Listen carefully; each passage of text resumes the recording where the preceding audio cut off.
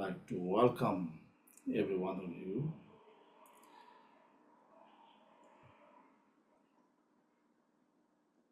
It's my joy to be with you, and I'm very excited. This class meant to happen long time ago, but for some reason we waited. So now we're here. Many of you I know for a long time, and you also called me that you would be here today, and I believe you must be here. And basically, this is a gathering.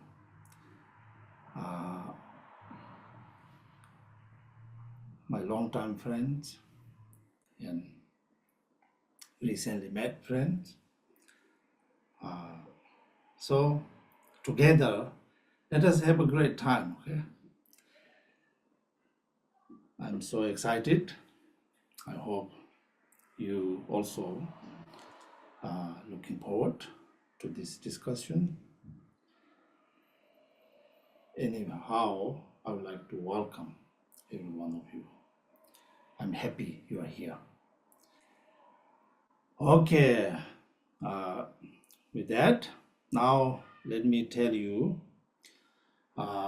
what we do. First, as usual, we do a silent meditation.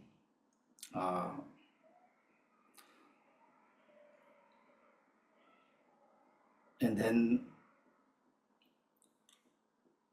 after that, we do prayers before teachings. And then I do invocation prayers and generating bodhicitta verses. As I do this, please, you also generate bodhicitta. That which is to say, we are here to study this text, understand this text, and put into practice for the benefit of all motherly sentient beings, for the awakening of all motherly sentient beings. That must be the motivation. So I particularly emphasize this motivation you generate as I do the invocations of blessings and verses of bodhicitta prayers. And then I will share what I want to share with you today. After that, if you have any questions, again, I think you can raise your hand somewhere. Robin would know, and I would be happy to try to answer your questions. Okay? And then, for the conclusion, we do a short meditation, reflection, and then we dedicate the merit. So I hope that sounds like a plan. That's what we're going to do.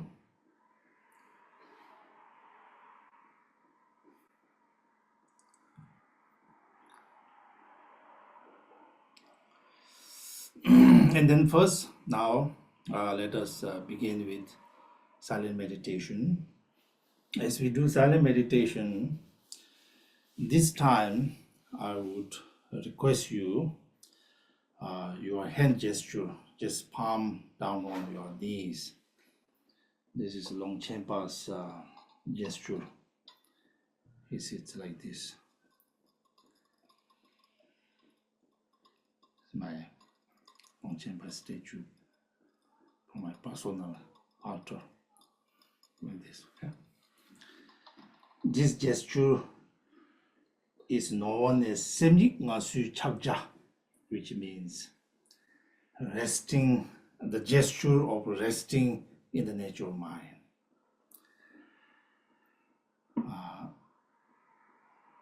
Whenever you see Longchenpa's pictures, all drawn like that. So this is a special his gesture. So with that, I think let us first do silent meditation, okay? As usual, sit straight, relax, breathe naturally, and if you have to, pay attention to your breathing in and out, or simply attend to your sensation in your body. Okay, with that, your palm down on your knees, and let us do silent meditation.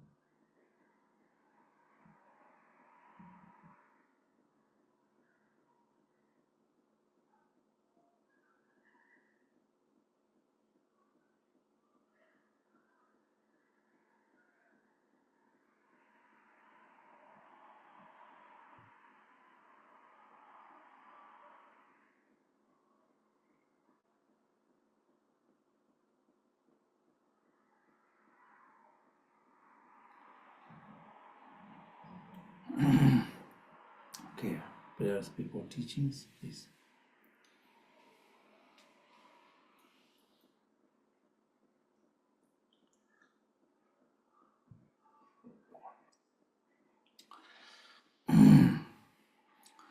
Sangye che dang co je cho nang la jang chu ga lu da ni jia su chi da ge jin so ji be se nam ki zhuo la pen xie sangye zhu ba shi shu.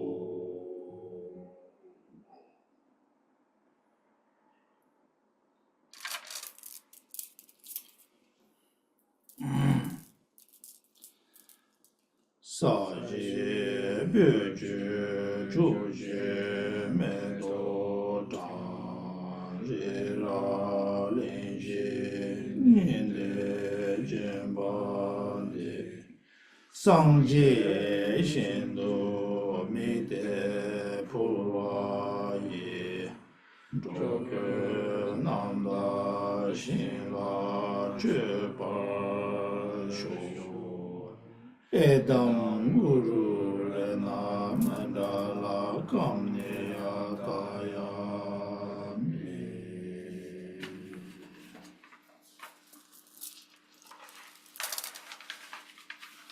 Semje Namje Sambada Goyi Jeta Jita War Chechon Demo Tepa Yi Cheche Koro Kodu So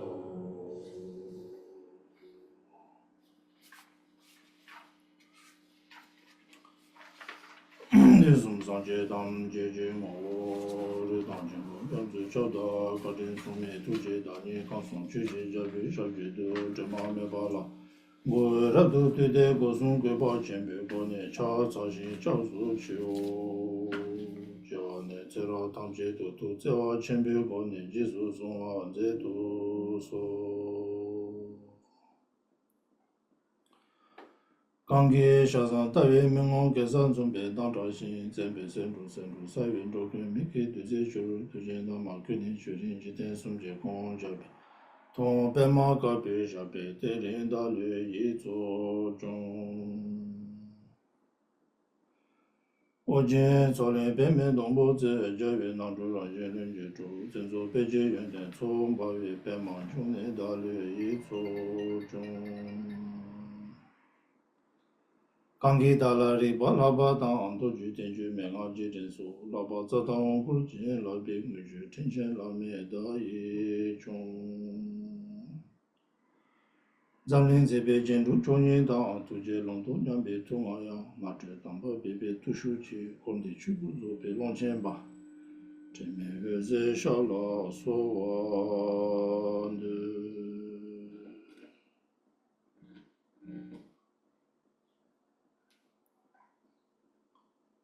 강다 조조 동긴 지대나 대시 로마르 주바 강수다 딘디 딘디 취지 자란베지 선반도 바타다 대시시 하이 계단 루다네 진케 조금 다다미 계단다 로아 군지 단남 지장바 탐지 계도 추정 주주지 마주나게 타당냐베 선제 탐지 대화단 대외 주당 대물 주지 동화단 동화 주당 다월 주지 동할 매배 대화 담바 담면 다와 주지 예린 차단 인당 자위 당념 첨부 강라 샘랍도 네바 주지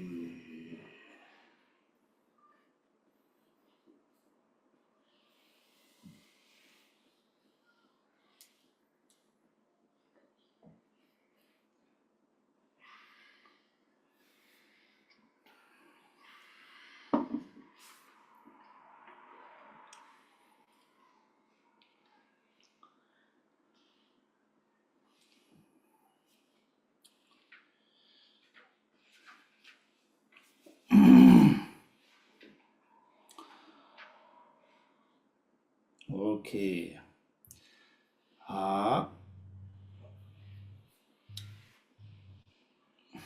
I feel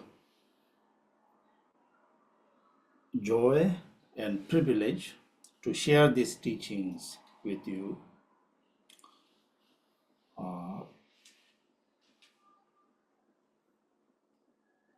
It's a blessing for me also.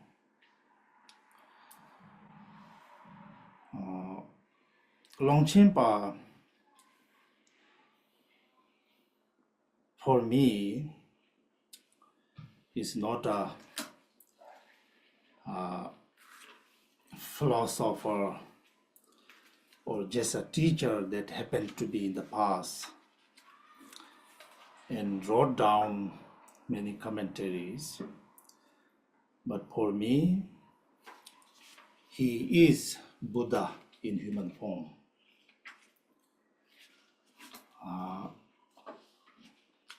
In my life, at the very beginning, I heard of Longchenpa. My teachers talk about Longchenpa. And later on, I received all the empowerments related to his teachings, transmissions related to his teachings, explanations related to his teachings, from his teachings I received.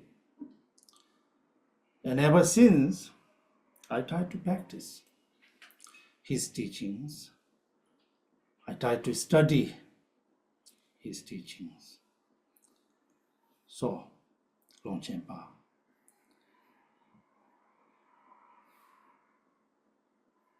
is the one whom I dedicate my life in many ways. So these teachings are not something that I just found and thought a good idea to share with you, but rather this is my practice. So,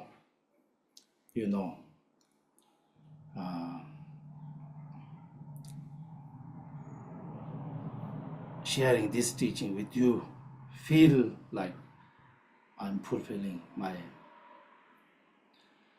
life's purpose. So, with that joyful heart, I'm going to share this teaching with you. On your side also, please listen to these teachings with that kind of mindset. That these teachings, what we are going to study, is something amazing which is going to liberate our minds. So, with that, now let me begin. I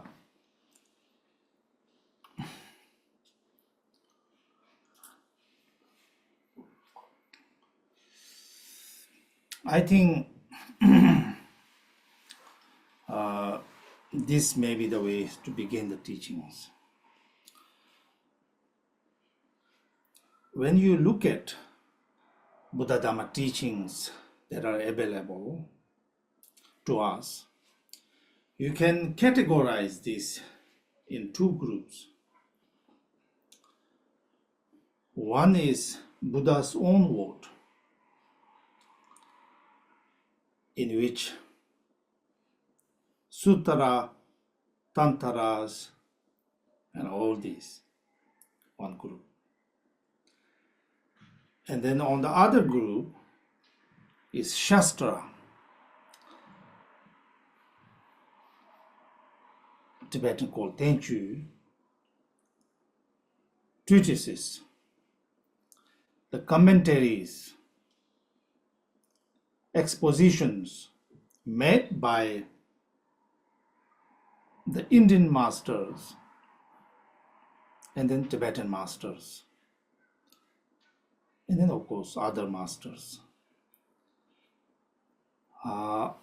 So there is Buddha's own word, we call Ka in Tibetan, Buddha's own teachings, and Shastra, commentary, treatises that followers of the Buddha, great masters of the past, wrote. Two things, right? Two groups. Now,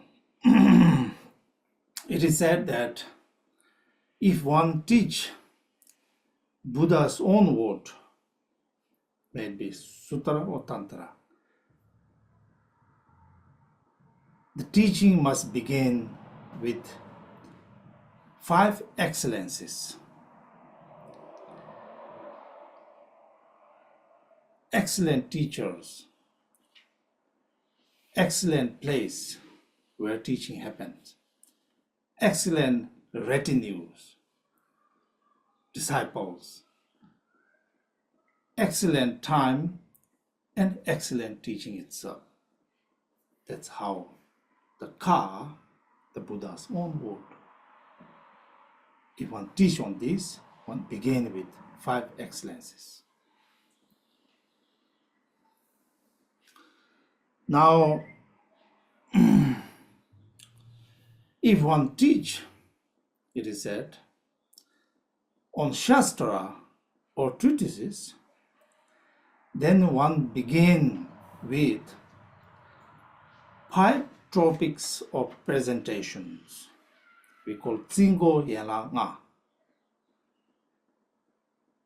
Translated, 5 topics of presentations. What are they?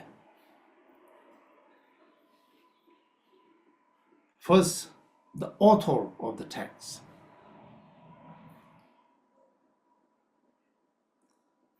Second, the scriptural sources of the treatise,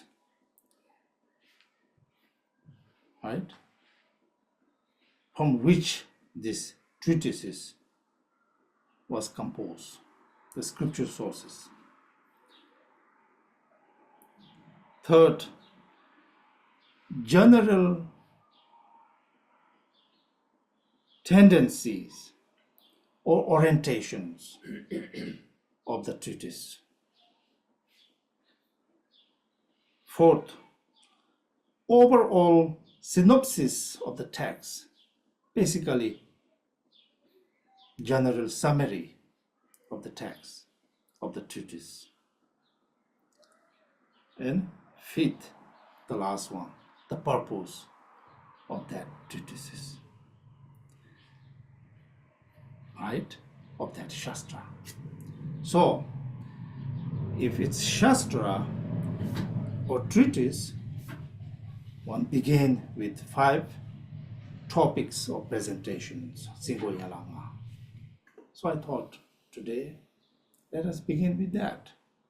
That may give you overall idea of the text. Yeah.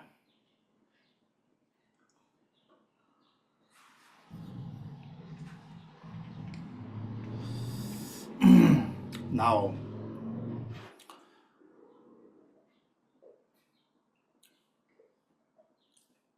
these finding rest in the nature of mind, which is treatise, Shastra, by Longchenpa. So, who is the author of this precious text? The author of this text is Jawa Longchenpa or Kunchin Longchenpa.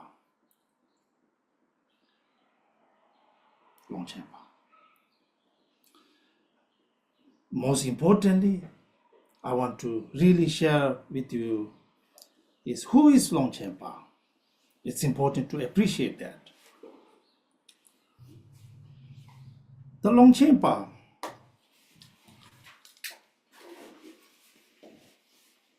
for our lineage, he is Buddha.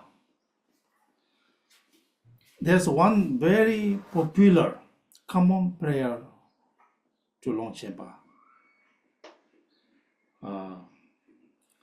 Reads like this. Zamlin zipi jentu choni na tuje longtu nyambi tunga ya na tu tamba bibi tushu chu kondi chubu zo bi Longchenpa timeweze shala soade. That which reads, the 6 ornaments and 2 supreme ones beautifying this world of ours, in the depth of your compassion, learning and realization, you are their equal. Yet, as a hidden yogi, Longchenpa, you practice in forest retreat and perfect samsara and nirvana as dharmakaya. Timeroser, stainless. At your feet I pray. 6 ornaments like Nagarjuna Ayadeva, Asanga Basubandhu, Dignaga Chandrakiti, all these great masters of the past. Your knowledge, your wisdom is equal to all these great masters, the prayer says. Most importantly, you perfect samsara and nirvana as dharmakaya, that which means you are enlightened. Kondi chugurzobi Longchenpa. So,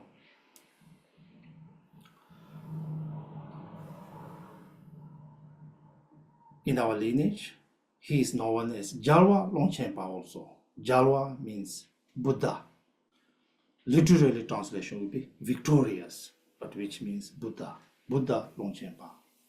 Or omniscient Longchenpa.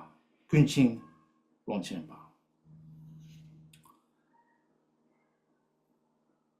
So that is who Longchenpa is for us. Okay.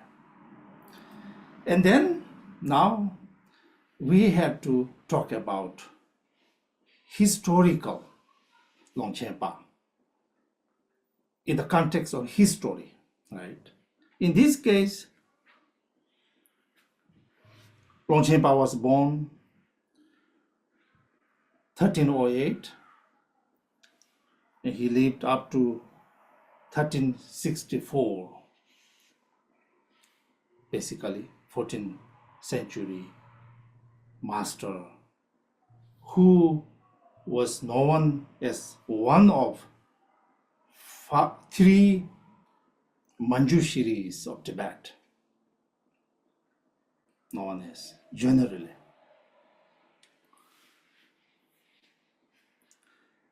And then, of course, he was well-known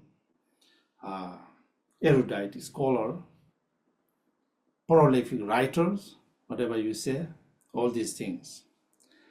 But most importantly, who was Longchenpa, historically speaking now, right? Historically speaking, Longchenpa was perhaps the greatest Dzogchen masters who played so important roles in terms of compositions, commentary on Dzogpa Chenpo teachings, in terms of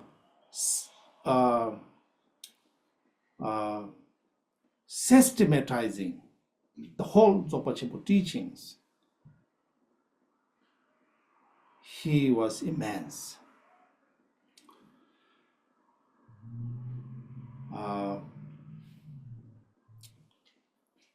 So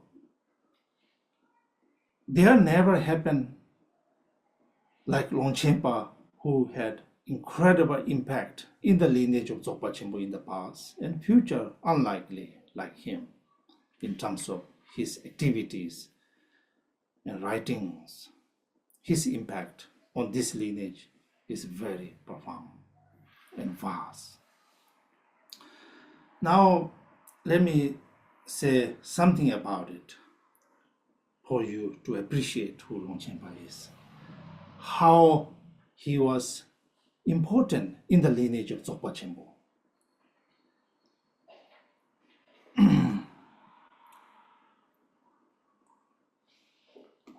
I have to think this sometime in order to gather my thoughts. So,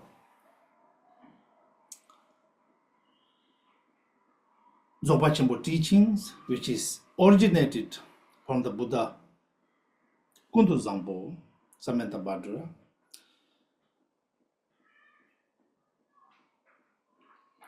down to Guru Rinpoche and Bemala Metta. There are lots of stories that I'll share with you some other times. Guru Rinpoche and Bemala Metta, who came to Tibet in 8th century, brought the whole Dzogpa Chenpo teachings, right? Among the Dzogpa Chenpo teachings, they are known as Hintik teachings, heart essence teachings. These are the ultimate, within Dzogpa Chenpo teaching, these are ultimate teachings, Hintik lineage. Innermost heart essence teachings are called Hintik lineage, Hintik teachings. So these teachings came down through the centuries up to 14th century through two stream of blessings, two lineage. One was known as Beman Hintik, basically heart essence of Bemalametta, and one was Kanto Nyingti, heart essence of the kidneys, came down. Now when it comes to Longchenpa in 14th century, Longchenpa's teacher, Rinzin Kumaranza, was the main lineage holder of the Bema Nyingti, heart essence of Bemalametta. So, Longchenpa, as a student of Rinzin Kumaranza, he became the lineage holder of Bema Nyingti, heart essence of Bemalametta. Now, Longchenpa was also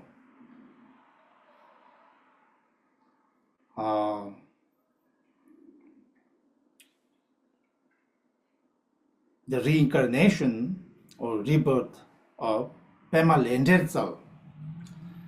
Pema Lenderzal's past life, when you trace back, goes all the way to Guru Rinpoche as a Hacham Pema Sal, the princess of Tisong Detsen. So, these Kanto Nyingti, which came down from Guru Rinpoche to Longchenpa, because at the time of Guru Rinpoche, Kanto Nyingti's whole lineage was entrusted in the mind stream of Hacham Pema Sal. Now, maybe I'm saying you too many stories. And that consecutive rebirth as Pema Lenderzal's immediate rebirth is Longchenpa. So direct incarnate lineage is there. So here Longchenpa also became in 14th century. Something wonderful happened, really. Became the lineage holder of Kanto Nyingti. And then what Longchenpa did most importantly is that he wrote commentary, how basically synthesize this, systematize these teachings into practical, practice manual, and basically systematize this both stream of lineage. And he wrote to the Bema Nyingti, we call Lamayangti, which means innermost heart essence of Guru, he wrote on Bema Nyingti. And he wrote Kanto Yangti on the Kanto Yangti, which translated as the innermost heart essence or innermost heart essence of the kidneys. He wrote another commentary on the, heart essence of the kidneys that passed down from Guru Rinpoche. So these four, right, two stream of lineage that came down to Longchenpa, Longchenpa not only uphold these two lineage, but he also made commentary, wrote extensive explanation on these teachings. And then these four teachings, two wrote by Longchenpa, two came down from Guru Rinpoche and Bemalametta, are known as four parts of Nyingti. See, this is how important Longchenpa played a role there. And not only that, he also wrote Samoyangti, we call innermost heart essence of profundity, I think they translated. Another big teachings which basically cover the whole overall practice of the Dzogchen lineage. Samoyangti he wrote.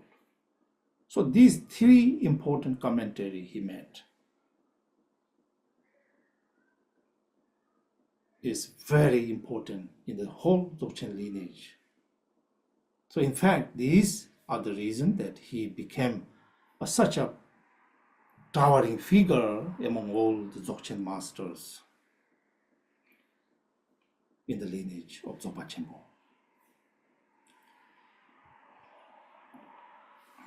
Okay. And then not only these, Longchenpa wrote many texts. Among them, most well-known are the seven treasuries of Longchenpa. Because these teachings also he made commentaries on Zopa Chenpo basically.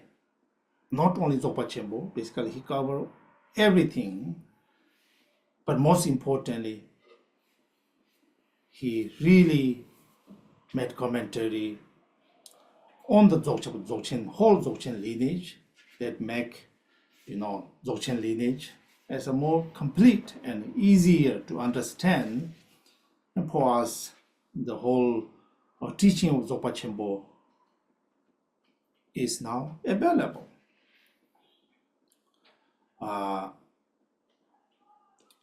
For instance, among his seven treasuries, one is called Treasuries of Natural State, right? In that, at the end, he wrote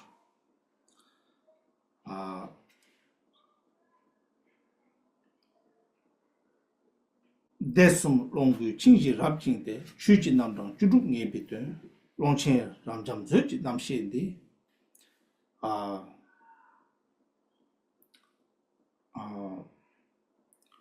no, I'm saying this wrong. Here, let me repeat again. Here, Longchenpa said, Desum Longu Chingji Rabjing de Shuji Namdang Juduk Ngebitun Nilu Rinchen Zuji Namshindi Lonchen Rabjam Zambu Leparku. That's what he said. So here's what it means.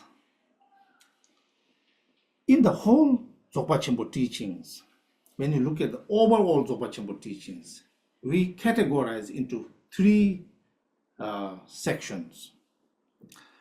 We call Chisemde, Nanglongde, Sangwamengakide. Outer mind section, outer category of mind, let's translate like that, they translate. Inner category of space, secret category of pit instructions. These three categories basically include whole Dzogpa Chenpo teachings, right? And then what I just give you quotations is that he said at the end of the Treasury of Natural State, basically, here's a translation. I just want to read you this so that you appreciate that Longchenpa's contribution to the teachings of Dzogpa Chenpo. He said, completely embrace within the three categories, what I just said, and others like 9 expenses and 4 themes. The definitive meaning is found in 16 topics of teachings. These detailed explanations, the precious treasury of natural state, was composed in an excellent manner by the good Longchen Rabjam, he said. Like that, basically, what I'm trying to say is Longchenpa's teachings, in his teaching, he covers whole Dzogpa Chenpo teachings. And then, of course, other treasury teachings like treasuries of supreme vehicles, treasuries of words and meaning, precious words and meaning, and then treasury of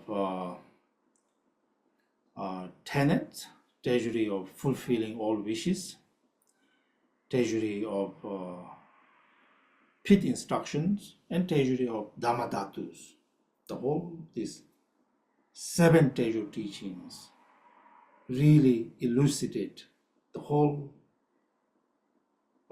teachings of early school, Nyingma school. Not only that, most importantly, whole Dzogpa Chenpo teachings is clearly explained in these teachings. Okay. And then now, what else Longchenpa's teachings are there?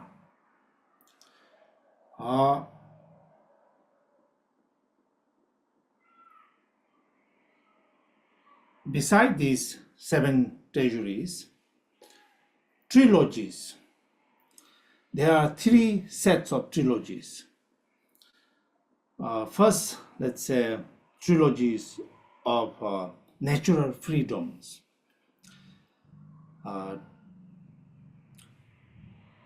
Natural freedom of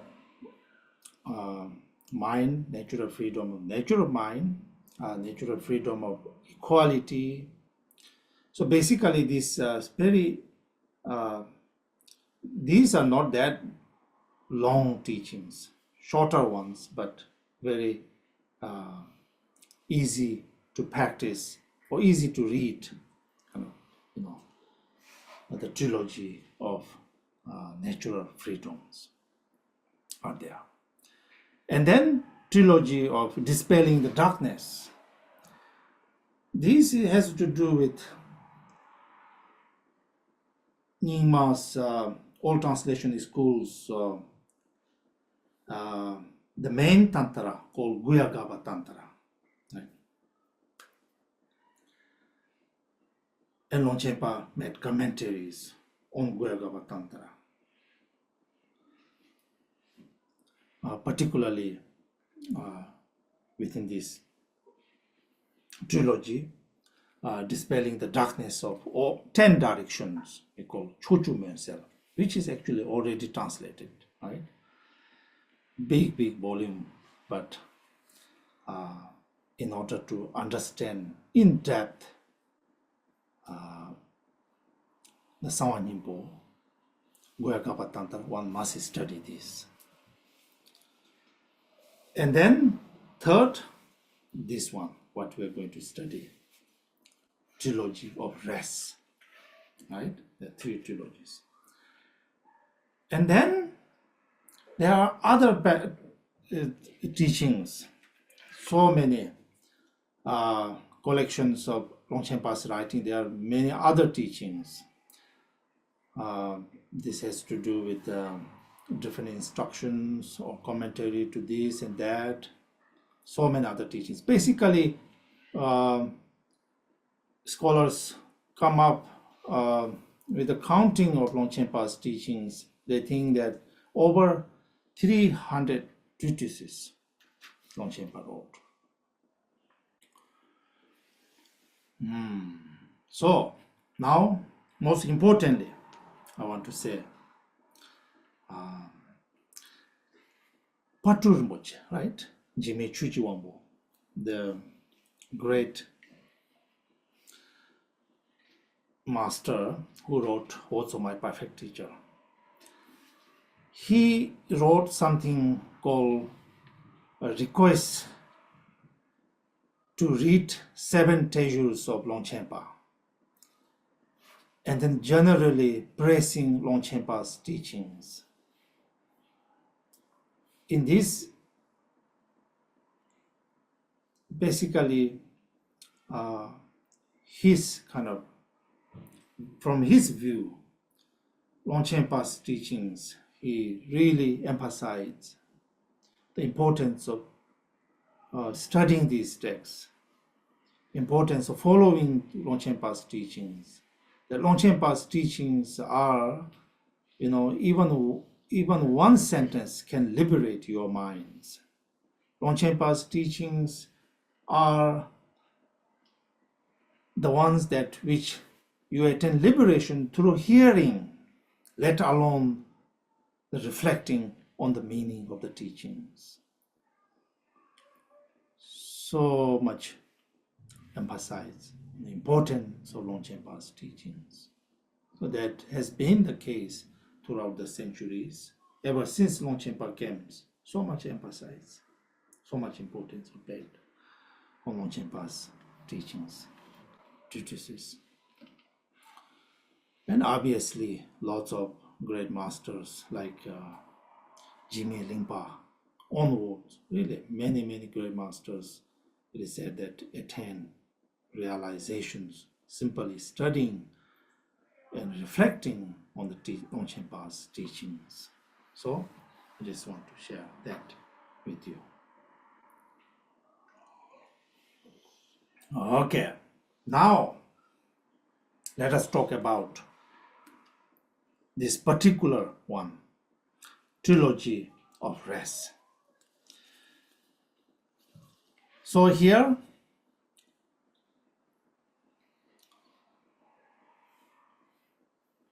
Trilogy of Rest altogether has 14 texts. Okay? In my opinion, really, among all the Longchenpa's teachings, Longchenpa made very close attention to this circle of teachings. Trilogy of Rest, he paid lots of attention to this. And for this reason, I do, go back and read these, and I shared this with you in the past already. Finding rest in meditation, finding rest in illusions. Very important. Now, in order to understand this Trilogy of Rest, here first you have to know is how many teachings are there related to these teachings. First, these three trilogies, right? These three main texts, trilogy, one is finding rest in natural mind, that which we are going to study, finding rest in meditation, finding rest in illusions. Each three has root teachings, in verses. Three. That's what we studied in the past, and this time also we're going to study the root text, the verses. Three there, right? Three verses for the three finding rest in natural mind, in illusion, in meditation. Three. And then each of these has auto commentary by Longchenpa. Auto commentary. As these particular ones, finding rest in the natural minds, auto commentary is known as Great Chariot. Like that, two others also have auto commentary. So, three, teachings in verses, three commentaries in prose, vast commentaries. When I share this teaching with you, I read the commentary and then share from that with you. And then, most important again, Longchenpa put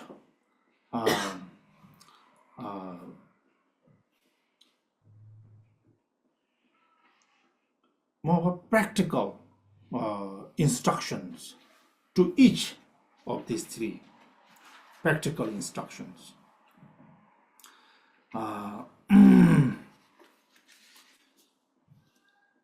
Duden, we call Duden, more of a synthesize, more of a,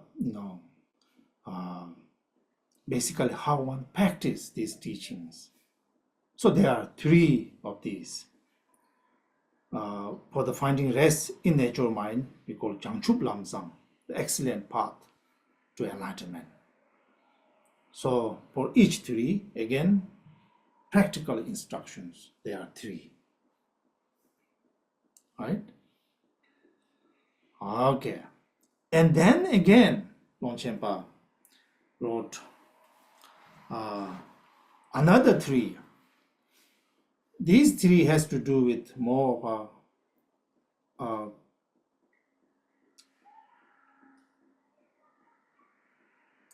content, how do we say this?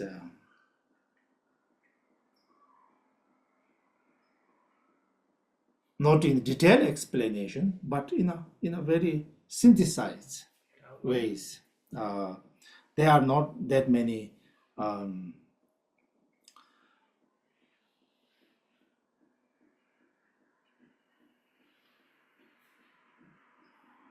not many pages. Other ones like finding rest in the meditation and finding rest for the finding rest in illusions don't have that many.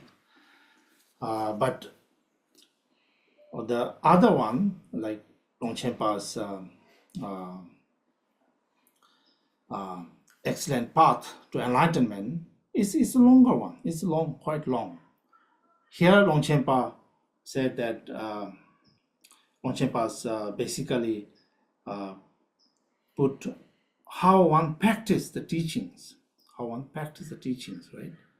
In this, Longchenpa gives instructions on all the subjects, how one practice, how one put into practice.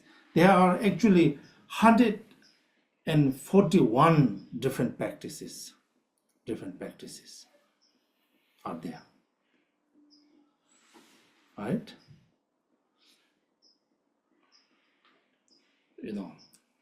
So all together, maybe I'm mixing here something not that clear. Okay, let me once more make sure that it's clear. Here we have the three root texts in verse, three auto commentaries, 6, 3 practical instructions in this regard, Longchenpa's, this Changchu Lamzang, in this regard, that 141 different instructions that Longchenpa wrote for this finding rest in nature mind, and then other tools are rather short ones, and then another 3 which are again not in detail but basically outlines. I want to make that clear. More outlines of each of these, So there are 4, 8, 4, 4, 8, 6, and now 9, 12. 3, 6, 9, 12. 9, 12. Okay. And then 13 and 14. The last one, Longchenpa, we call Chidun Lekshi Jamso, Ocean of Elegant Explanations. In this, Longchenpa talks about generally the whole teachings, Dzogpa Chenpo teaching, how it came down. And then he overviews this all 3 circle of teachings in the trilogies, like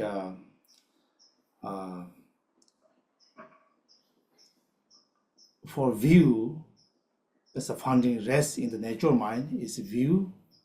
Finding rest in meditation is for meditation. Finding rest in illusion is for activities. Like that, he categorized this trilogy, basically the whole teaching, as one body of teachings in this Jidun Lekshi Jamso, Ocean of Elegant Explanations. And that's for 13 now, right? And then on top of that, Longchenpa wrote, we call Kacha Pematonde, basically table of contents for the whole, 3, sets of teachings for the Trilogy of Rest, table of contents, basically, that one. So, altogether, for this whole teachings, there are 14 different teachings for the trilogy of rest that I want you to understand.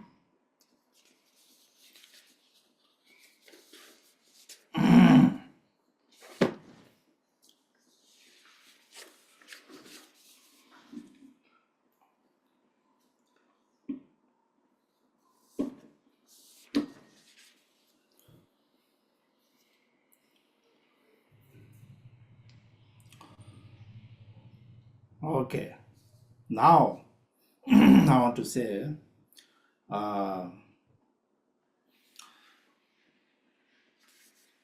from whom I received these teachings, Longchenpa's teachings. It doesn't really matter, maybe not matter for you, but some cares. I received these teachings, Longchenpa's teaching, from many different teachers, basically. But among all the teachers from whom I received, three I truly keep close to my heart. That is His Holiness Penor Muche, from whom I receive all the empowerments and transmissions and related to whole Nithic lineage. For us, His Holiness Penor Muche is no other than Bimala Metta. Bimala Metta, the very source of these teachings. So I've been very fortunate to receive teachings from him. And then I also had the privilege to receive some personal instructions, not only transmissions, but some personal instructions, particularly on the treasury of Dhammadhatu from His Holiness Dumse Tenenobu Rinpoche. I also want to share this with you. And then particularly this one, detailed explanations about these teachings, I received from Hyoshul Rinpoche.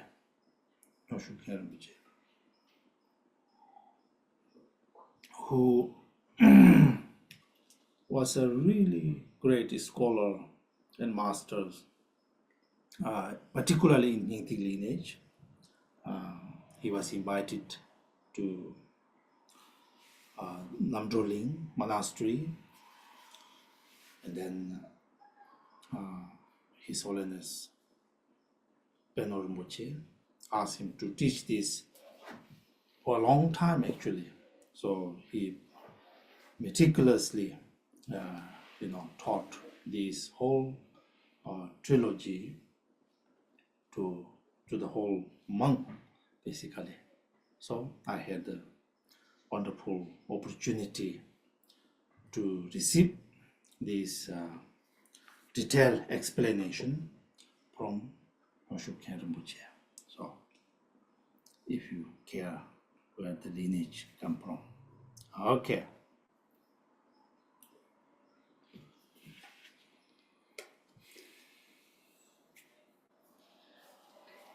And then now,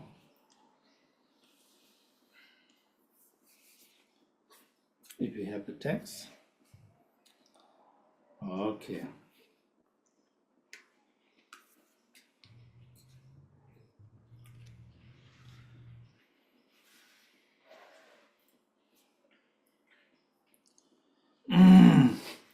Longchenpa's now teaching on finding rest in the nature of mind. Here in Chidnyo Lekshi Jamtso, the ocean of elegant explanation, Longchenpa talks about what does it mean, finding rest. Because finding rest always comes, the word finding rest. In this whole teaching is about finding rest. So here, Longchenpa says that finding rest can be understood in two ways. First of all, the image, how one imagine is that, let's say an old man, carrying a heavy load. This old man has been traveling for a long time with this heavy load. So finding rest means now you put that load down and rest, right? So what does that mean now, finding rest? How one find rest? Here, two ways. First is that finding rest to the mind. Mind at rest, sometimes can translate this, right? Minds and mental factors with which sentient beings have been wandering with this heavy load of all these wandering minds, concepts, emotions, all this and that. So here, whole Longchenpa's teaching is for putting that load down, or finding a rest to this wandering minds, wandering concept that sentient beings have been so much tired of wandering. So putting rest to this mind and mental factors, all concept. That's one meaning of finding rest. And then another finding rest is basically to where one rests. That is, to the nature of our minds. That's where we rest.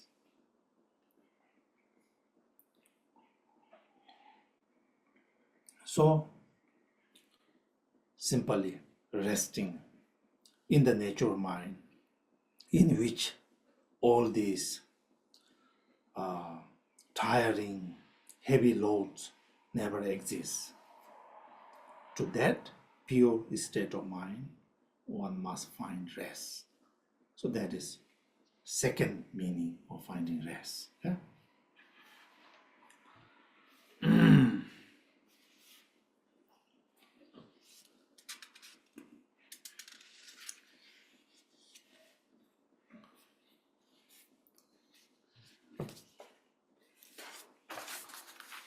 Okay.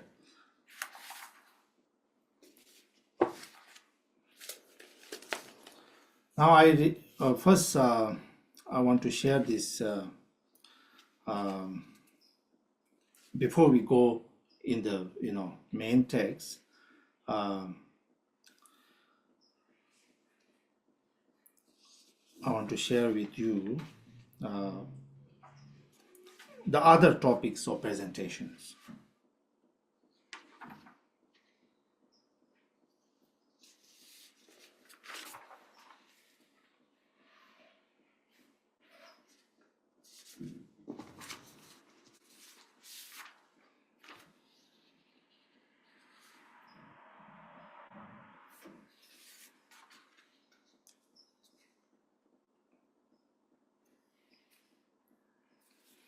Okay.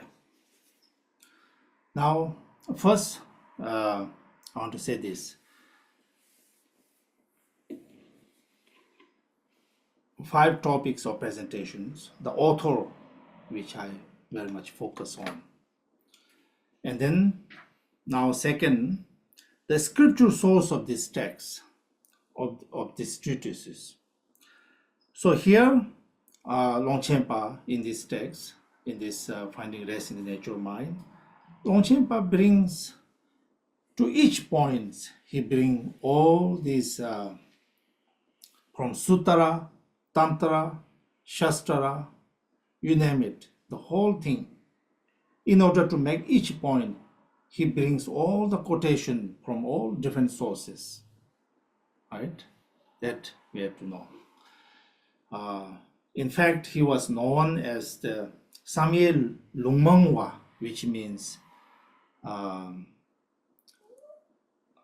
one from Samye with lots of quotations. Lungmengwa means lots of quotations here. So, to what this the sources of these treatises is not from particular one, but from the whole Tantra Sutra treatises, Shastras from Indian Shastra base, and then Tibetans all. And then general tendency, third, general tendencies of this text is important to know also. General tendencies of this text is basically orientations to where this teaching belong to, or ultimate teachings of this. This is in the Longchenpa himself said, this belong to the teachings of Dzogpa Chenpo, the great perfections.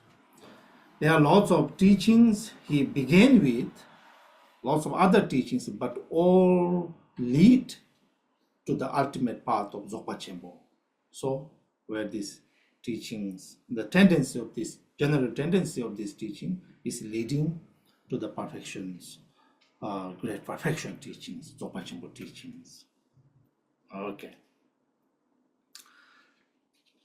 And then, fourth, overall synopsis of the text or general summary of this text. That is, in these teachings, ground path fruitions, right? And then, in the path, view, meditation, actions. So these are the general summary of these teachings. And then also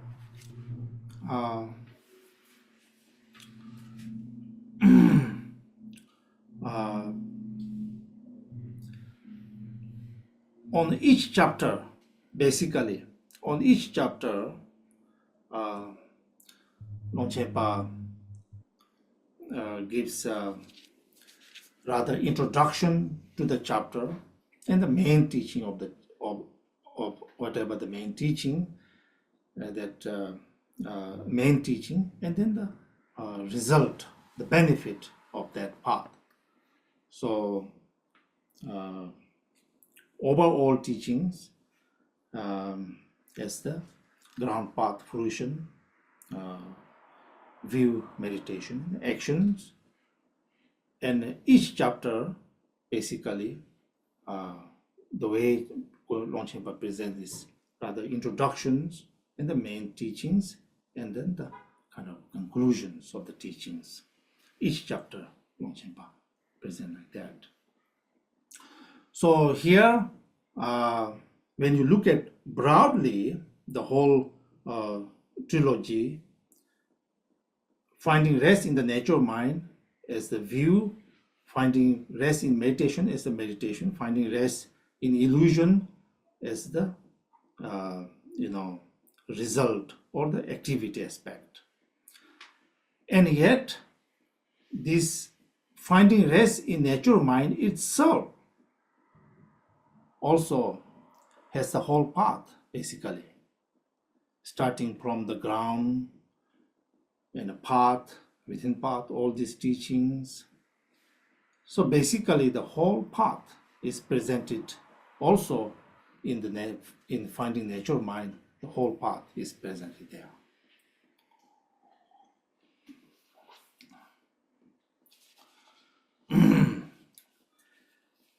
And then its purpose. Fifth, what's its purpose?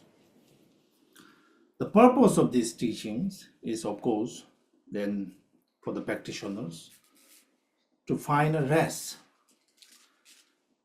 in their mind, and ultimately awakening to enlightenment.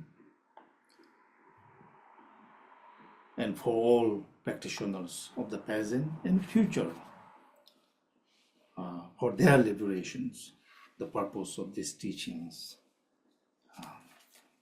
of Longchenpa. Okay, that completes. And then now let us think about the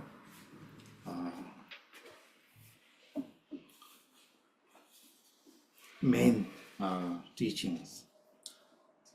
The main teachings of these first begin with paying homage and promise to compose these teachings. Longchenpa begins.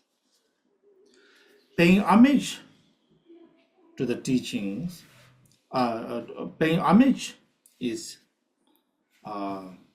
first is more of a short form and then more detailed. There are two. First short form is paying homage to Samantabhadra, promoted Buddha, Kuntu Zampo, Longchenpa, pay homage. And then more detail is then paying homage to all the Buddhas and Bodhisattvas of the past and present, future, particularly the source of these teachings, Longchenpa, pay homage.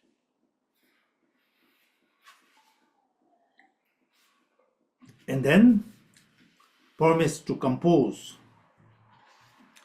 Here Longchenpa says, even though all sentient beings, their true nature is promoted Buddha, and yet not recognizing their true nature, they wander in samsara.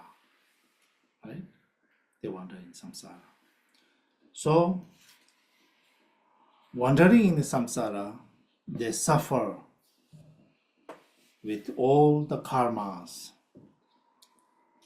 and afflictive emotions. Now, in order to bring a rest to these sentient beings, he would compose this text. That is the promise, to compose this text.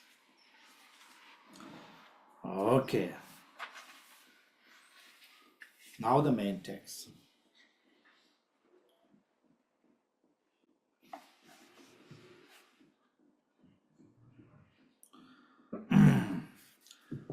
The main body of the text, there are 13 chapters, okay?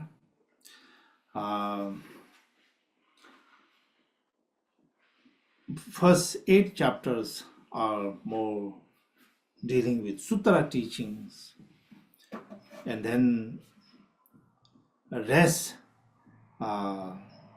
chapters are particularly Dzogpa Chenpo teachings.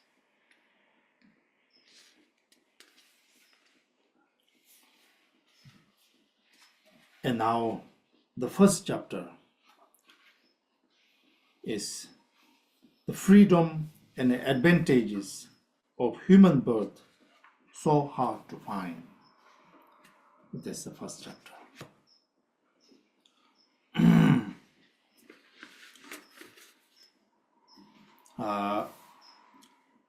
Here,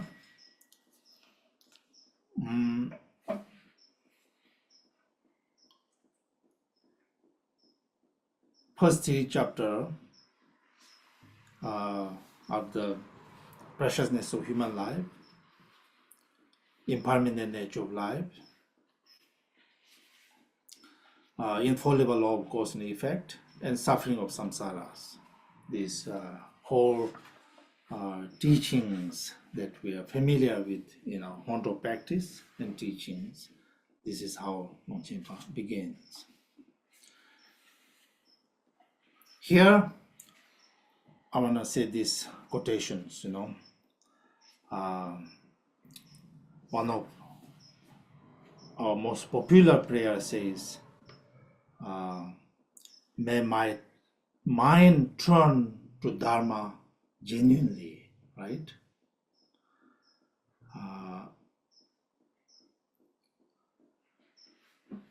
In order to now turn our mind genuinely to Dharma, one must reflect on these four thoughts. So anyway, to begin the path, to spirituality, first one be able to begin with turning our mind to Dharma. That's how one begin. So in order to begin, so here are the four thoughts that which bring our mind genuinely to Dharma.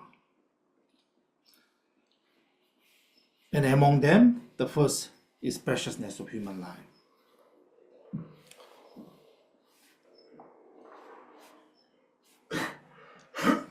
Here, important to know is that usually Buddha Dharma teaching has very good news, so to speak.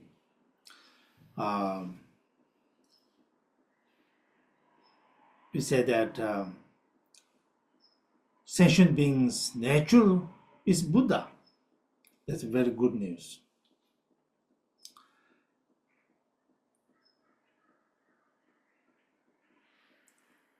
And then, not only sentient beings' nature is Buddha, but also sentient beings' very body,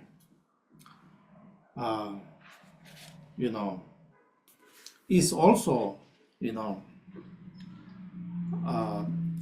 also very good, very precious.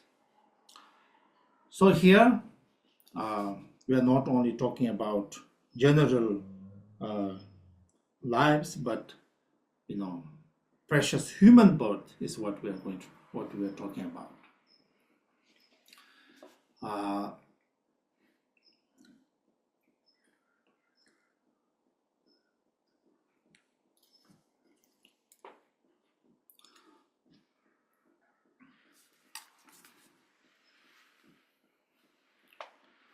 So,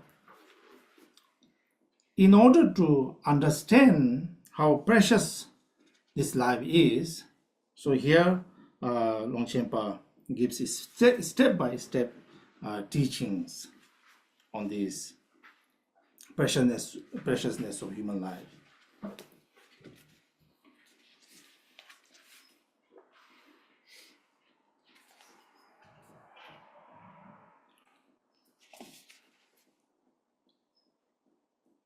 So here, first as an introduction to this chapter, says, "My friends, your human form endowed with precious freedom and advantages. All of the 6 migrants is the one most difficult to find, like blind men who have chanced upon a treasury of great price. With joy, achieve your benefit and happiness." Among all the lives in the 6 different realms, among all the sentient beings' lives, human life is most precious ones. It is very difficult to find. It is like a blind man that just happened to chance upon a great prize. Like that, one found this precious human life. So it is very important to reflect how important, how precious this life is. So this is more of a general introduction to this chapter, right? And then continues on stanza 2. how life is precious.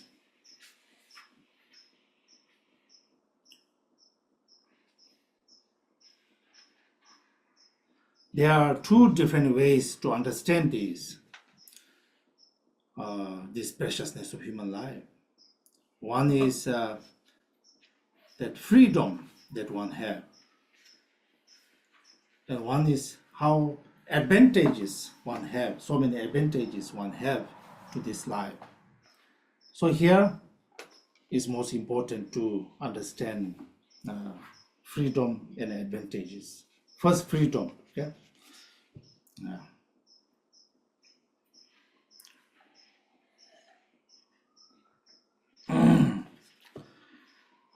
Now look at one's very life. How one is free of many unfortunate circumstances this life is. That is, you have not taken birth in hell. That's one most precious. This life is human. That's one. Or else a hungry ghost realms, not taken birth in hungry ghost realm. Or as beast, which means animal realms. Or as long-lived gods in the god realms where there's no thought but remain in a very peaceful state for a long time. Or else among the wild men of borderland where there's no dharma. So one's life is free of all these unfortunate lives. So one should reflect these freedoms that one has.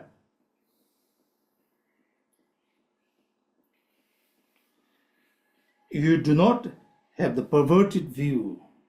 That is, if one have a view that which deny the existence of karma and next life, there will be very bad, but one do not have that.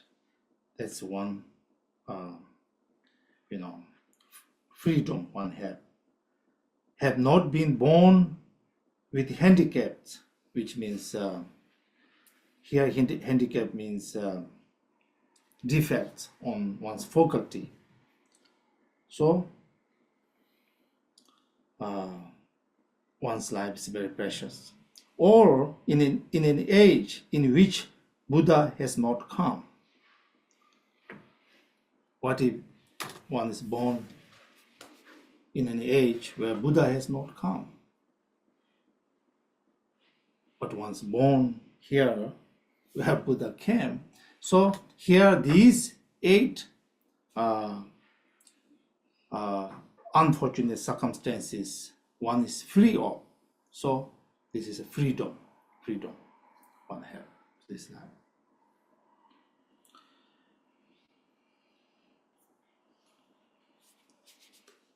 And then advantages one has.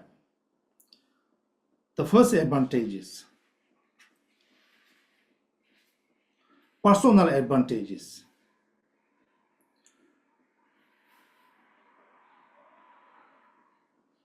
That is, you have been born as a human form and in a central land. Second is in a central land where Dharma is available. Third, your faculty as a whole. One have all the faculties. Your lives unmarred by evil ways. All this, one is not engaged in all these terrible activities. And in the doctrine, you have confidence in certain ways. One accept these teachings. So these 5 are the personal advantages one have. And then 5 advantages of circumstances. That is, Buddha appears. 1. Not only he appeared, set his teachings forth. 2. Not only he set teachings forth, his doctrines are still remaining. 3. Not only his doctrines are remaining, but beings also enter. There are beings who practice these Buddha's teachings, while others, through compassion, set in forth for them, which means there are those who, with compassion, teach these teachings, Buddha's teachings, right? So these are the freedom and advantages that one have with this precious human life. So one always think about how one is free of all these circumstances, how one have all the advantages of this, all these advantages one have. One always think about that. Okay. Now from stanza 3 to stanza 8,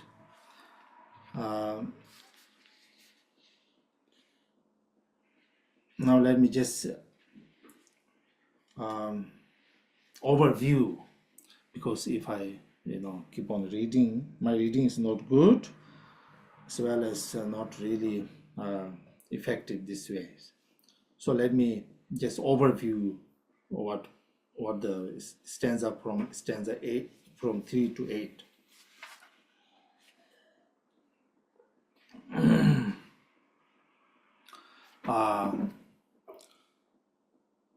Now here, Longchenpa says that since one have this freedom and advantages, we should joyfully now use this precious human life. How one use this precious human life is then, of course, practice, calm one's mind, and try to understand the meaning, have some insight, try to have some insight.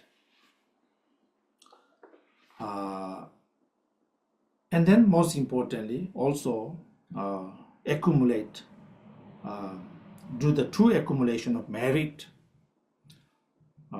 and wisdom, two accumulations. Accumulation, merit, you must accumulate merit, you must accumulate wisdom. So with that, one must try to find a meaning to this precious human life. Here the example of precious human life is like a boat. Boat that which is perfect in conditions, that which is ready to sail. But if one do not sail this boat, even if this is in perfect conditions, there will be such a loss. So therefore, you must sail this boat. The boat referring to this very precious life with so much freedom and so much advantages that one have, one must sail this boat of precious human life while one have it.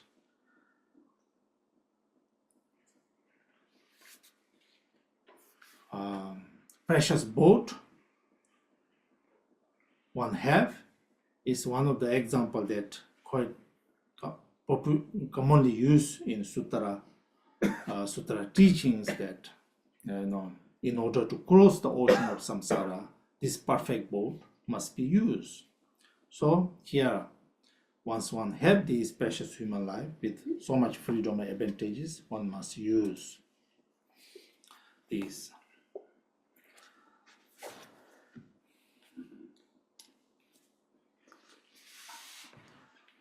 And then stanza 9.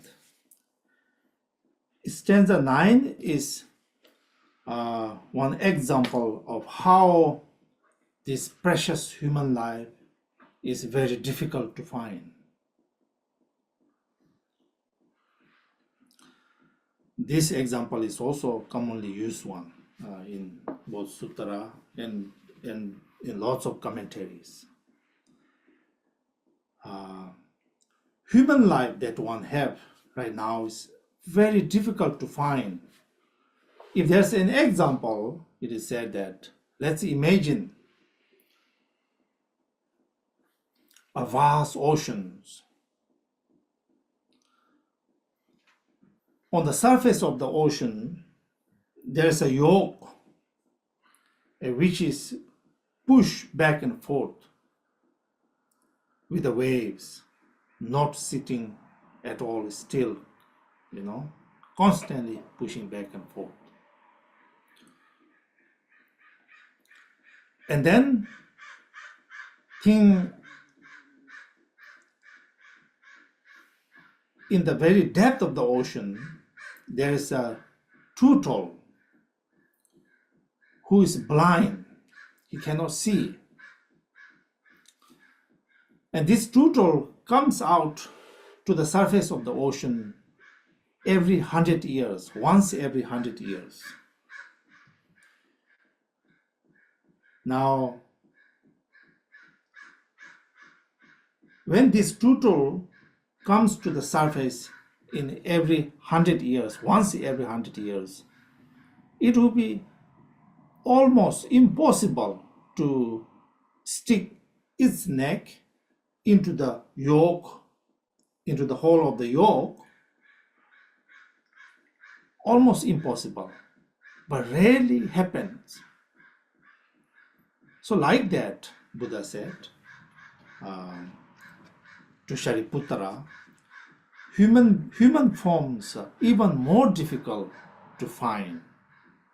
If there's an example, it would be like that, right? So the stanza 9 is that example.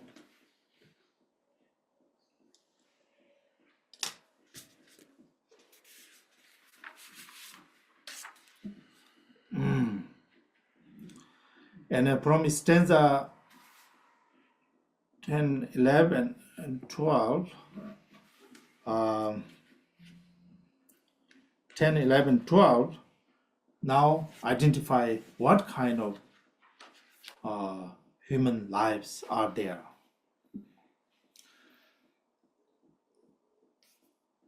This is very difficult to find with all these advantages and then all this freedom. What kind of human lives are there? Here, Longchenpa identifies 3 kinds of human lives. One is he called mere human life, mere, superior, and precious human life.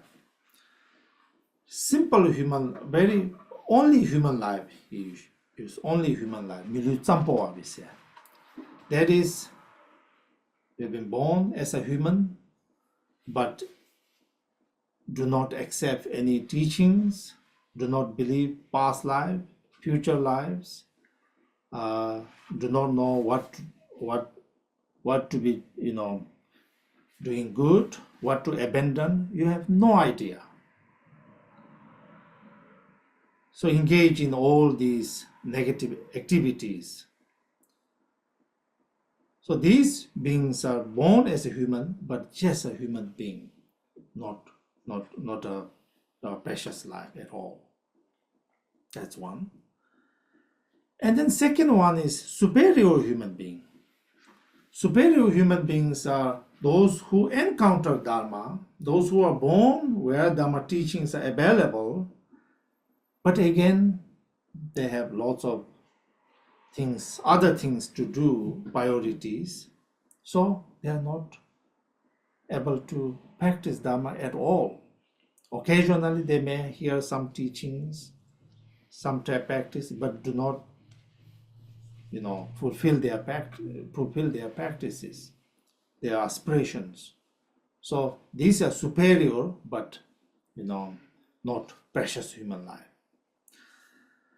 Now the most precious human life is then those who have faith in the doctrines, those who study, those who practice, those who meditate, and those who find a meaning to this precious life are then real precious human life. So within the human life, there are three kinds of lives.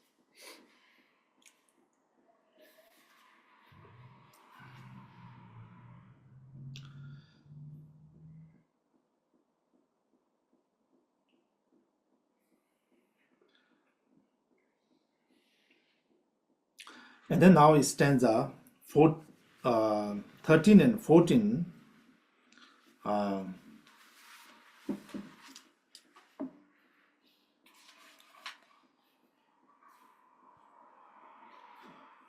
Longchenpa says that once you have this precious human life with all these freedom and advantages, it is important to follow the path of the Buddha Dharma, practice. If one do not practice, then one may end up leaving empty-handed when the time is over in human life. So it is important to fulfill this purpose of this very human lives. That is practice of Dharma.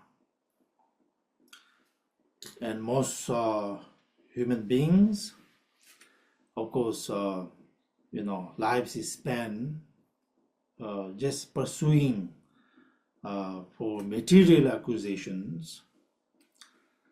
And these material acquisitions, do not last and do not really benefit at the time of death. So what really, when this precious life is over, what really goes with it is, of course, the virtue or non-virtues that one accumulates. That one goes with it. Right? From Dhamma point of view, that's what we have to think. That's what it is. Otherwise, all the things that one accumulated, one left behind. Nothing that, all the material that one accumulated, nothing one take with. So, if one do not fulfill the purpose of this precious human life, when one leave, one may leave with empty-handed. So therefore, it is important to practice the Dharma. That way, one fulfill one's precious human life's meaning.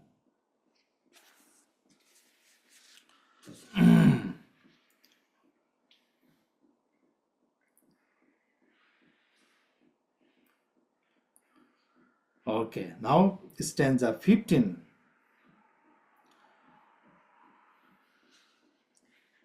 Here, Longchenpa identify what is then, in order to fulfill the precious human life, if one have to practice, and what is that Dharma? Dharma. That Dharma,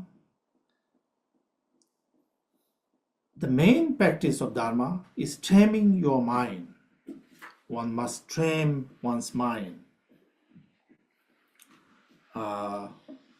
All the sufferings in the world, in human world, is not taking care of the mind. Therefore, suffering happens. So therefore, what we have to do while one have this precious human life, tame this mind. In that way, one fulfill the purpose of this life. Okay.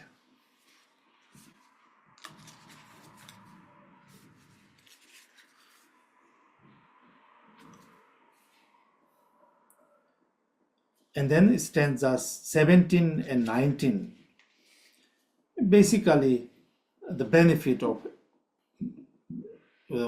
this precious human life. Benefit of this precious human life is then, when one have this precious human life, one can accomplish anything, very basic things, to practice Dharma, to study, to reflect, to understand the most profound teachings of the Buddha Dharma, and embark on the path of liberation. One be able to do anything, so long one have this precious human life with all the freedom and advantages.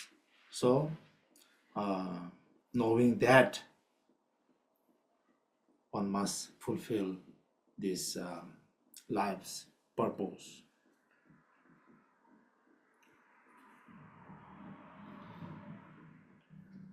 And then stanza 20 is simply how one meditate on the preciousness of human life.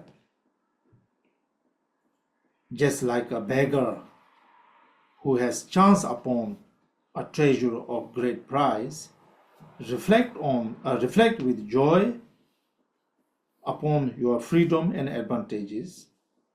In doubt and apprehension that you might be dreaming, implement the sacred Dharma, source of happiness and benefit in this and future lives. So, with that, one must, that's how one reflect on the preciousness of human life. And then last one is dedications. One dedicate. Longchenpa basically dedicate whatever the virtue from this, may all sentient beings realize this precious human life, and then with that they find rest in their minds. So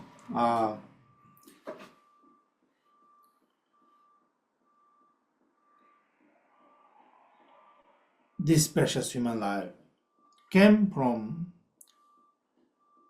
numerous causes and conditions in the past. Therefore, one have it. While one have this precious human life, if one spend for only material acquisitions, then one, wasted this precious human life.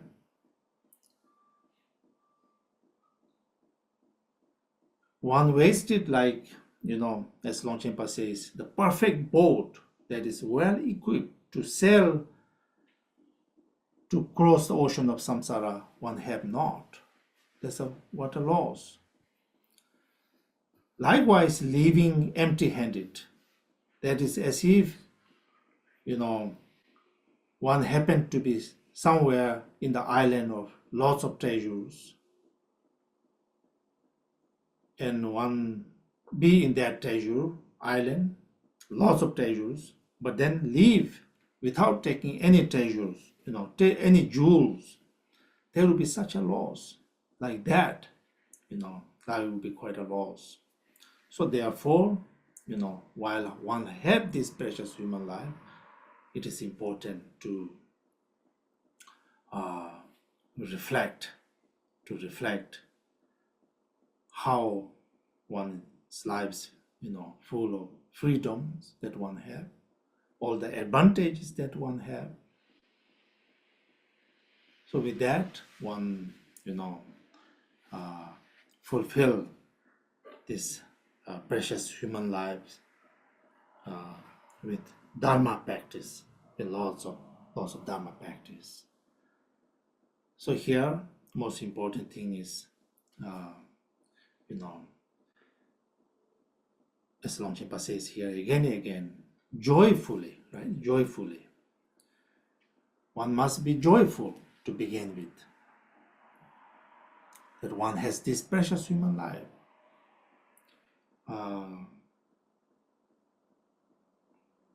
that which is very difficult to find. One found it. Now, once one have this precious human life, one must, fulfill these precious human lives. So, keeping always the aspirations that sooner or later one fulfill the purpose of this life is what Longchenpa's teaching is about. Okay, now I think let us stop here for today. Thank you.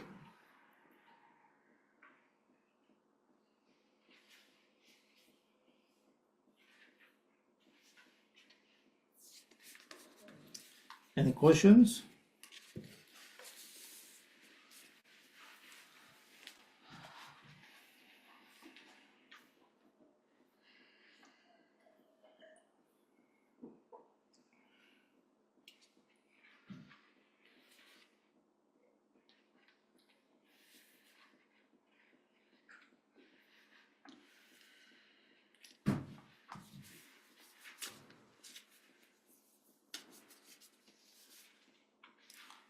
Any questions, Robin? Not yet. No. I think they're soaking it in. So,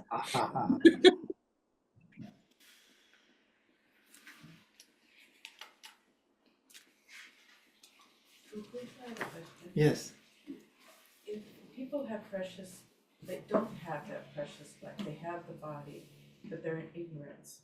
There's a lot of people that we see every day in deep ignorance and suffering. Why, and they may be good, but if they go into the hell realms for so long, I've thought about this, they're going into the crater realms or the hell realms for so long, but they went in there with ignorance. Why is it, it doesn't, when can they learn if they're constantly in these other states? If No. they're here, it's hard for me to explain, but Yeah. but do you understand what I'm saying? Why would people have to suffer so much in the hell and crater realms or whatever when they did not have the advantages of a precious life? That's why precious human life that one have came from many causes and conditions in the past. So many great causes and conditions in the past, and without these do not happen. And those beings who are wandering in hell realms and hungry ghost realms, they did not have these wonderful causes, conditions to be in the human realms. They obviously accumulated to be born in hell realms. Therefore, they are in the hell realms. But they're in samsara in a human body sometimes. I mean, there's so many people not living the Dharma, or just for living with merit and wisdom. In human realm, also, as Longchenpa says,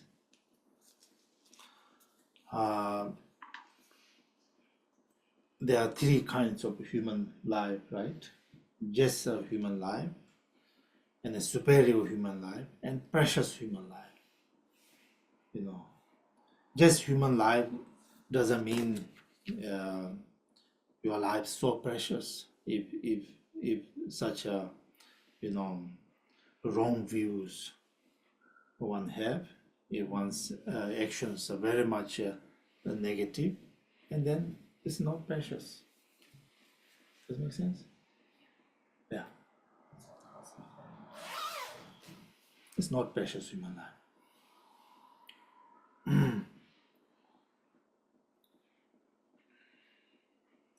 Hello? Any questions?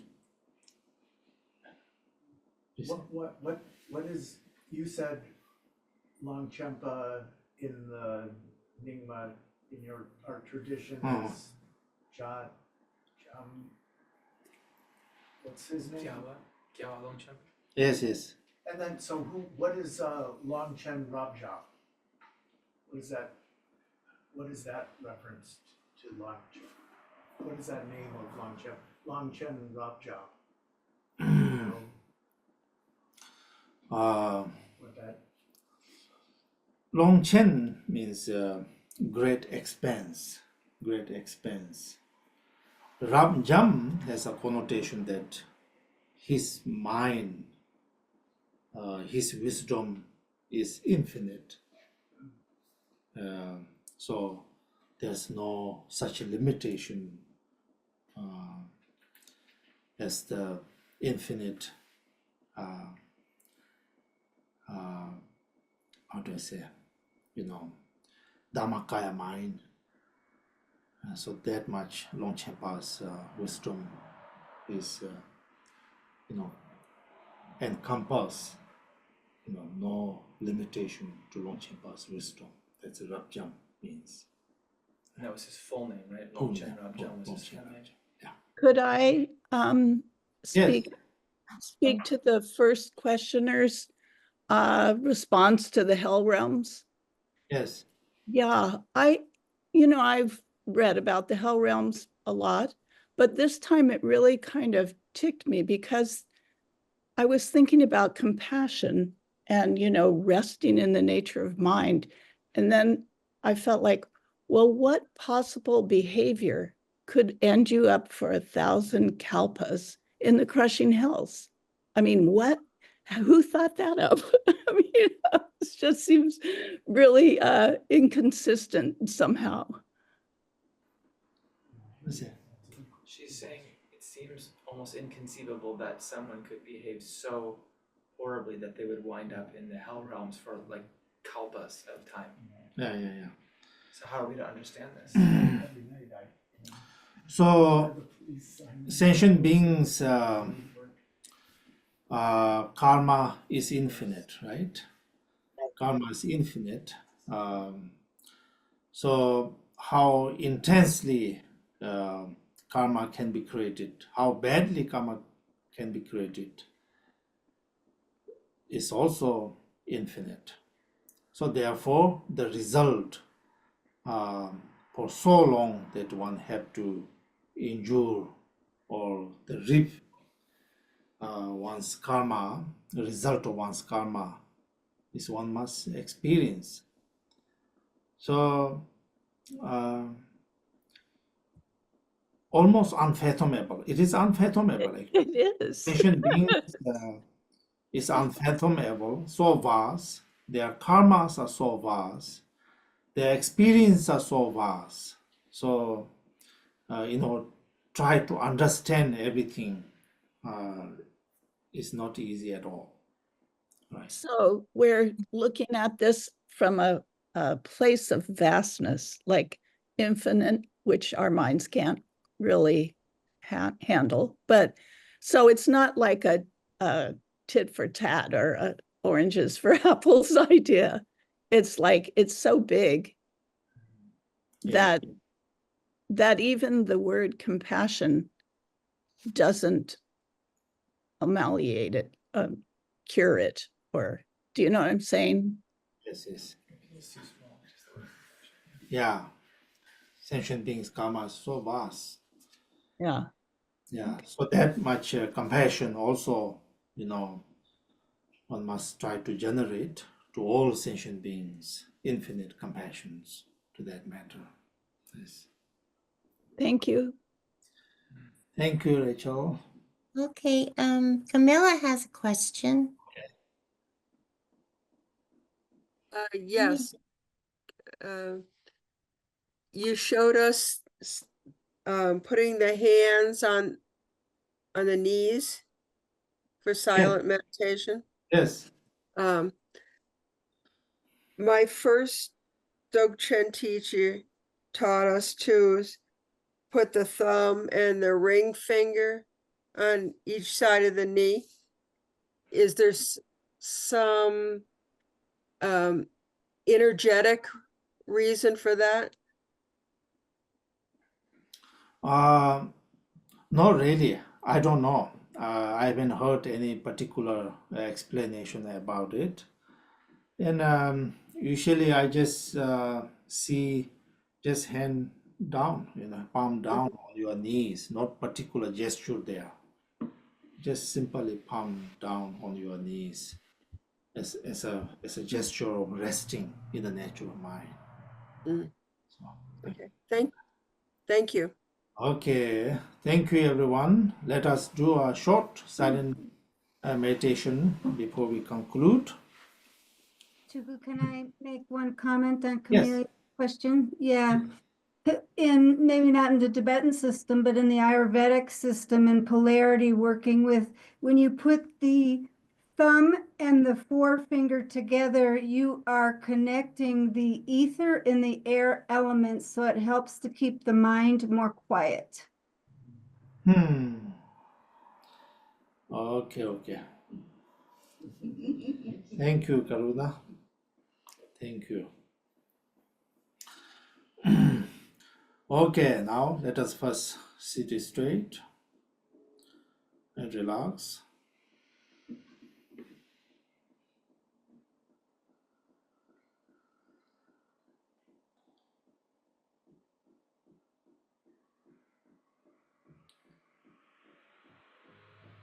Now let us think how our life is freedom. We are free from all these unfortunate other lives, other circumstances.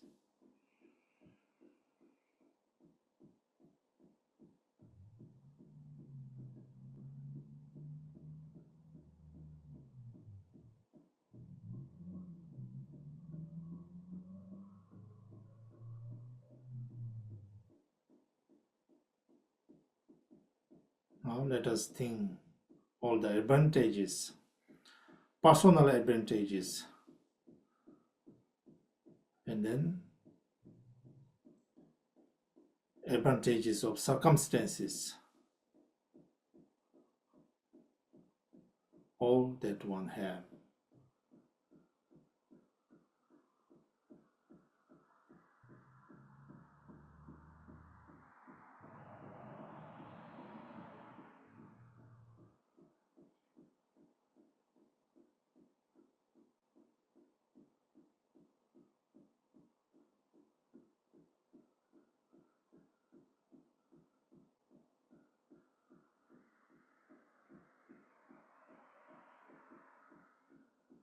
Now feel happy, joy that one have this freedom and advantages in this life.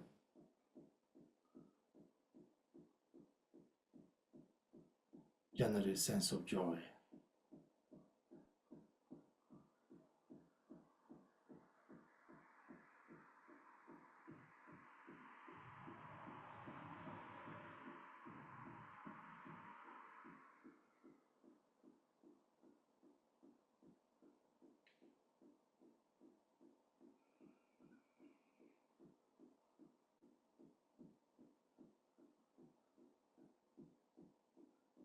Now think that with this precious human life, one will accomplish a meaning, fulfill the real purpose of this life.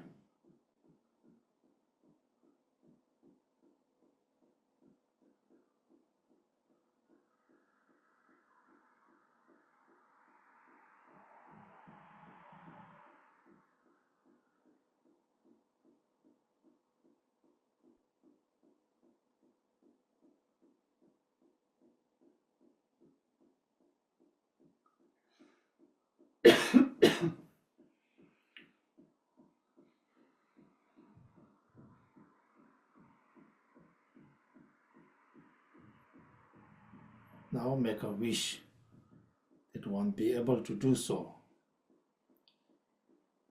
Fulfill the purpose of this life. Make a wish.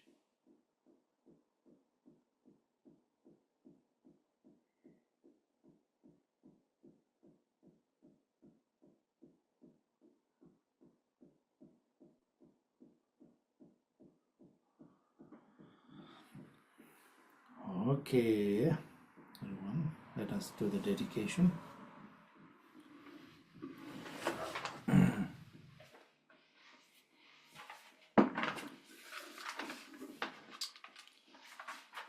Chanchu semchu rinpoche maje pana jeju chi jepa nyamba mepa ta kone kondu pewa shu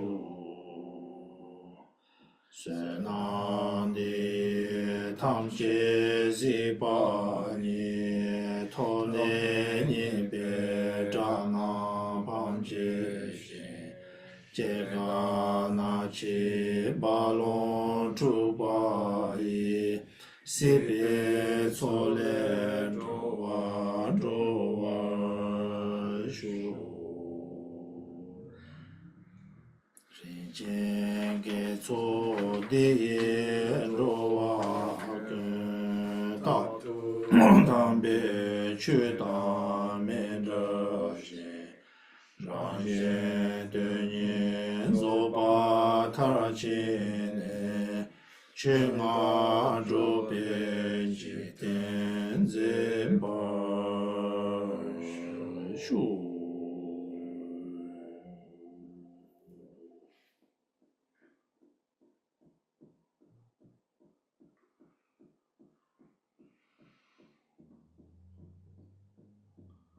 Okay, everyone. Thank you. Thank you, everyone.